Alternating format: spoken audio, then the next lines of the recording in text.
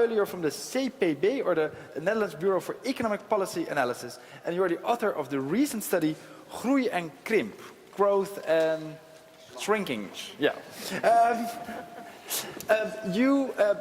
Time-wise, you would fit better in the afternoon of this program, but the Parliament has requested your services this afternoon, so we kind of moved you forward because we really wanted to hear what you have to say. Thank you very much.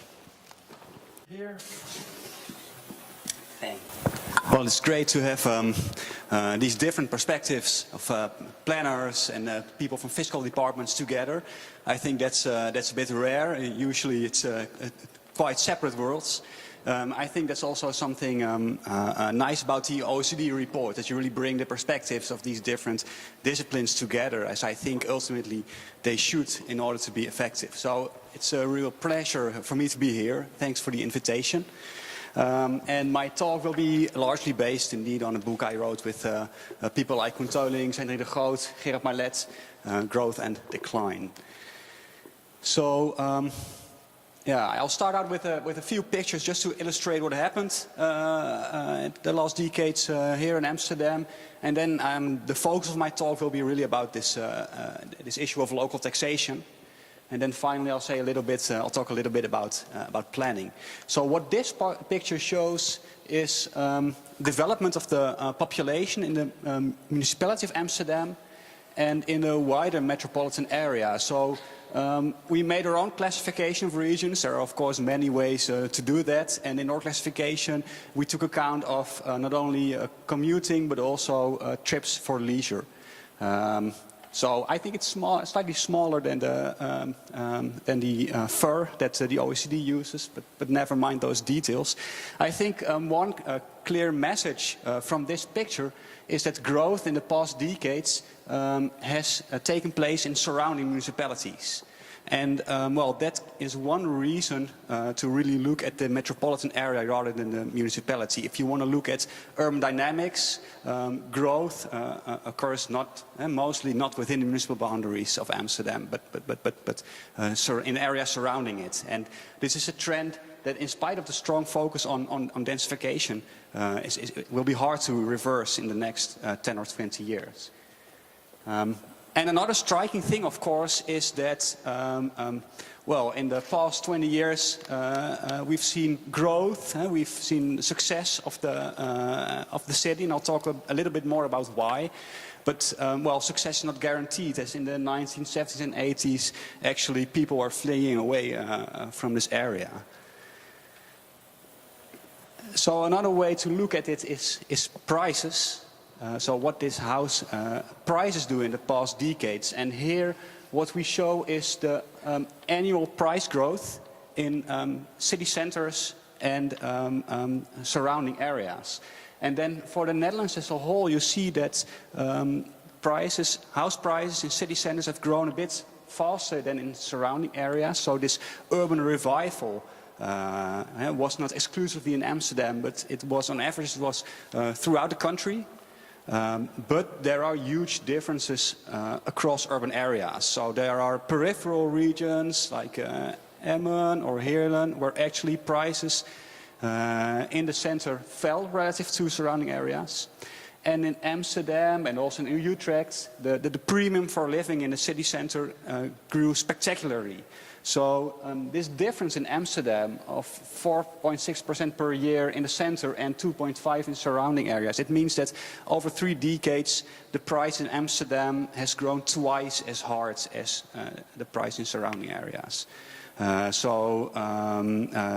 The increase in demand for living downtown has been spectacular, and well, Rüdiger mentioned this as a problem or a challenge, but I would also say it's a measure of the success.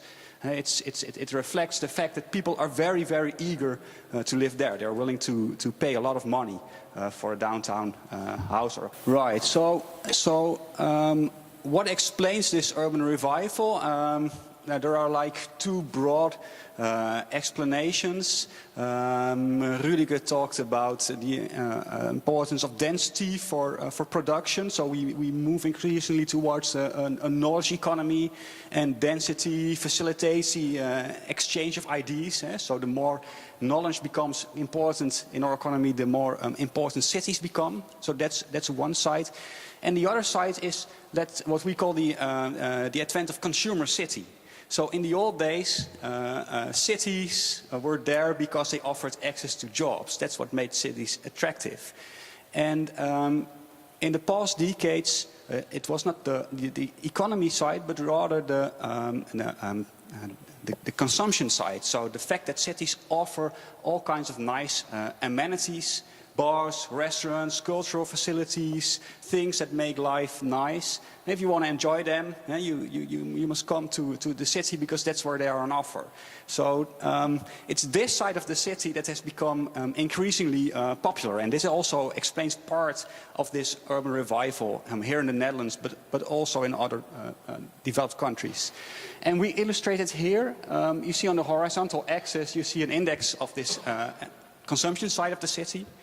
And on the vertical axis, you see the growth of the premium. So how hard did prices in the downtown grow relative to prices in surrounding areas. And so you see that cities with more amenities, so the more attractive places, also experienced more growth in downtown house prices. So that just illustrates the increasing importance of this consumption side. It also links amenities to growth.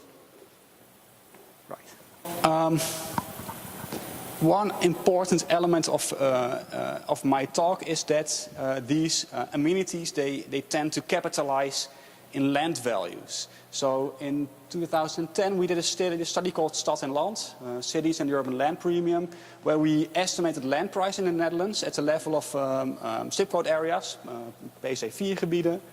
And we saw a huge variation in prices between the most and least attractive areas, like a factor 800 if I recall correctly. And then we tried to explain that variation, and we found that with a handful of factors we were capable of explaining quite a lot. We were capable of explaining like 80% of the variation.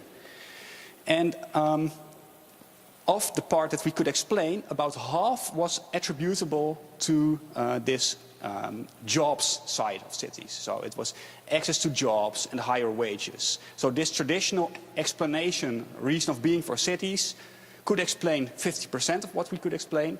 And the other half was consumer city. So cultural facilities played a large role, access to bars and restaurants, nice shopping areas, history, the density of monuments, open space, and on the other hand, decline, crime, which depress the value of land.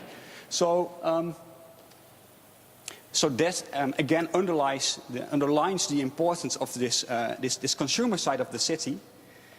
And I think there are two important messages for today from that observation. Well, I should add, perhaps before I go into these implications, that in Amsterdam what drives higher house prices in Amsterdam are higher land prices. So here what we saw is really this historical inner city, and the cultural amenities were driving factors. And we also saw that whereas on average like 50% of the success was explained by consumer cities, in Amsterdam this was even much more important, right? So what are the two key messages? I think the first is that on this consumption side, there is an obvious role for local governments, right? So the local government has a role in organizing the cultural infrastructure. It has a role in providing public spaces, open space, infrastructure. So this consumption side of the city is quite directly related to urban policy, whereas the production side, of course, the city also has to provide infrastructure, but the link is much less direct. It's very hard for a local government to actually steer the local economy. So the importance of the consumption side highlights the role of local governments. And well, the second element is capitalization, right? So what it means is if a city provides nice amenities, then people bid up the value of property, of land. So that's where the benefit ends up. And this has very important implications for how to fund local service provision. So before I get into that, one word on spillovers, because there's so much emphasis on looking at the metropolitan level rather than the municipal level. So what we illustrate here is access to performance arts, which remember was an important element in explaining high land prices in Amsterdam. And you see that, okay, it's not only the people within the municipality that benefit, but also people in surrounding municipalities. So obviously these amenities, they also spill over to adjacent municipalities, which brings the metropolitan level into focus.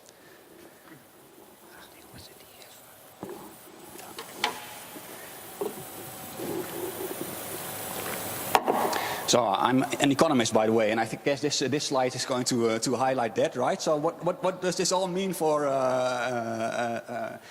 taxation? Eh? So the local government has an important role in funding these services, and how are we in providing, and how are we going to fund that? So one important notion is this benefit principle. It's the idea that if the beneficiaries of services also pay the check, this is going to be efficient and fair, right? So if you go shopping with your own wallet, then you can trade off what you buy against what it costs you. If you go shopping with my wallet, well, you may make different and less efficient choices. So that's the idea of the benefit principle, right? It enhances efficient decisions, the right trade-off, but also there is a notion of fairness. Like the one who benefits is also the one who pays. Now, if you embrace this benefit principle, then what does it mean for the choice of tax base? It means that property and land are suitable tax bases. Because the benefits of these local services, as I explained in the previous slide, it capitalizes. So ultimately, it's the property owners that end up with the benefit. Now, if you tax property, it's also those property owners that pay the check. So both benefiting and paying are in the same hand. So that's the reason why a property tax or increasing reliance on local property taxes is a good idea. Now, and the way we fund local governments now goes a bit against that benefit principle. So in the first place, most of the services that Amsterdam provides are indirectly paid by the central government. So that means that residents of Amsterdam benefit from nice cultural facilities, and the check goes to the entire to taxpayers in the entire country. So that distorts this benefit principle, and there is another side to it. If Amsterdam invests in nice facilities, property prices go up. Then we equalize the revenue. So then a part of the revenue of this investment leaks away to the rest of the country. So if you want to give this benefit principle a larger role in local service provision, then that means expanding the role of local property taxes and doing less equalization of the tax base. Okay, two more remarks on that slide. So okay, I showed that these amenities, they spill over. So amenities that are really relevant at a regional level should be funded at a regional level. So this is an argument for, giving the metropolitan area its own tax base. So this is, I guess, in the Dutch context, this is distant music. This is the far future. One of the nice things of the OECD is that they bring together experiences in other countries, and there are countries where metropolitan areas have this kind of instrument. So it seems to be possible, although probably not tomorrow. And the other thing I would like to quickly mention is tourism, right? One of the potential drawbacks of having such a nice historical inner city is the huge amounts of huge herds of tourists that you attract. And okay, this generates congestion, and also, well, perhaps these tourists benefit from services that they don't really pay for. So this suggests that there is an important role to play for the tourist tax. So I saw in the coalition agreement that the municipality wants to increase the tourist tax. I also know that there was a debate about expanding the local tax base at the national level. It was prior to the national elections. And there was this idea, okay, you can do that, but then you must also limit the range of instruments. And perhaps you should get rid of such nuisances as a tourist tax. And well, this argument suggests to strongly lobby against that and retain the tourist tax, because there is an important role to play for it here. And I think this goes even more into the talk of the OECD. So you can apply these same ideas to new development, right? So you can also think about it in terms of the benefit principle, and then how to fund both new development and investments that benefit the development. So, okay, that sounds still a bit complex, I guess. So there are two observations. One is that the value of development projects depends on investments in the wider metropolitan area. So as an example, you can think of transport-oriented development. So you invest in infrastructure, and then the value of the developed land, the area you want to develop, increases.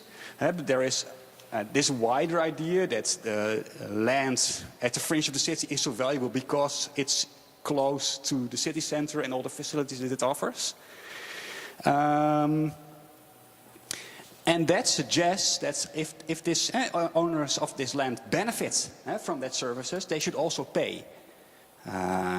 So then enjoying and paying are again in the same hand. And this may require new instruments, or more intensive use of instruments. And well, let me just mention the second example before I elaborate. The other thing that may happen is actually that new development influences the value of land in surrounding places. So think of brownfields redevelopment. You redevelop a spot, and then, well, the houses that are close to it increase in value. And you develop greenfield land, and some open space is lost. So the land value of surrounding places falls. So in all these examples, if you want to apply the benefit principle, and if you want to put the bill at one who experienced the benefit, then you need value capture. And value capture is something, well, I think in the Netherlands it's a difficult topic, right? We have the local tax, the local property tax is small. Then we had this active land policy, discussed also in the report, but active land policy has drawbacks, as we've seen in the crisis, because municipalities take on a lot of risk. Amsterdam had this beautiful ground lease system which allows value capture, but they are relinquishing it. So value capture is really difficult, and I think it's worthwhile to look at the OECD report and the suggestions they offer based on experience in other countries on how to make more use of that instrument. Because again, there are the two aspects of efficiency and fairness. So if you don't do value capture, it may be that certain redevelopments do not take off because the benefits of surrounding places not captured. Think of brownfield redevelopment. If you don't capture the benefits that capitalizes in the value of nearby property, it may be you don't have enough funds for the project. So socially a beneficial project may not take place. Or it may be, if you don't do value capture, that you lack the funding for an infrastructure link that would actually be beneficial, which is a pity. So that's the efficiency side. And there is also perhaps a fairness side, which I would like to illustrate with the north-south line, right? Owners of property near stops of the new line must have seen the value of their property increased considerably. They are beneficiaries. It's a rather particular group. New property owners. Suppose I buy a house at the stop of the north-south line. I will benefit from the fact that the accessibility is increased, but this benefit has been capitalized, so I will also pay a price. So my net benefit is zero. So it's really the owners of property near these stops, well, at the moment the line is built, that experience a windfall. So why should the government give a large sum of money to such a particular group? There are other ways to spend that money. So, well, bottom line is there are ways to capture value. We don't do a lot of that. We find it very difficult in the Netherlands, and read the examples of how that could be done. Almost at the end of my presentation, I would like to briefly touch, since planning is also a topic, I would like to briefly touch upon what these high house prices mean for where to build. So I know that the idea that you should look at land prices or house prices for where to build is a bit alien to the planning community. The idea is if you build in places where prices are high, we saw that these prices are high because people value access to jobs and amenities. So if you take these prices as leading, it means you build in places where people attach a high value to well, the access that these places offer to jobs and facilities. So that sounds like a good idea, although there are also costs, of course, which you need to take into account, like the loss of open space. Now, if you take this as a guiding principle, let's see if we can build where prices are high. Then the spectacular increase in downtown land prices supports the current tendency to densify. Prices in downtown Amsterdam have increased tremendously, so there is a huge demand for living downtown, and efforts to densify in that area are therefore likely to be welfare enhancing.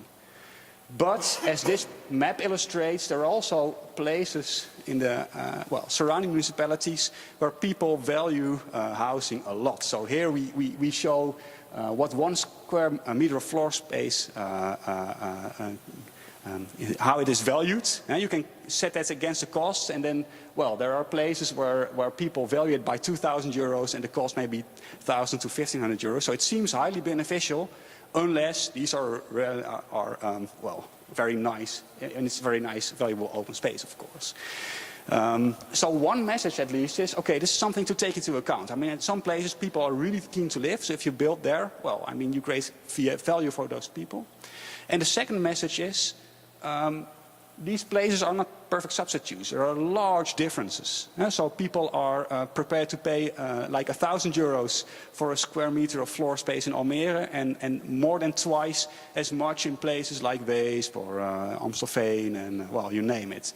So this heterogeneity is large, and it's not the only aspect in the decision where to build, but it's something I think to take into account.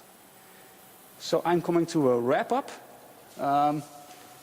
Amsterdam grows beyond its municipal boundaries. The spectacular price growth in downtown Amsterdam reflects the rise of consumer city. This highlights a role for local services, for the local government. Funding local services with local taxes is efficient and fair, and because of capitalization, property is a suitable tax base. The value capture for new developments requires other instruments, so please do take a look at the interesting suggestions made by the OECD. And if we come to building, then the downtown price boom supports densification, but in some places beyond your municipal boundary, the benefit of development is large. So that concludes my talk. I have one slide with a couple of the books that we have written on this topic in the past year. So if you want to read more, then here are some suggestions. Thank you very much for your attention. Wonderful. Thank you very much. Please keep the microphone.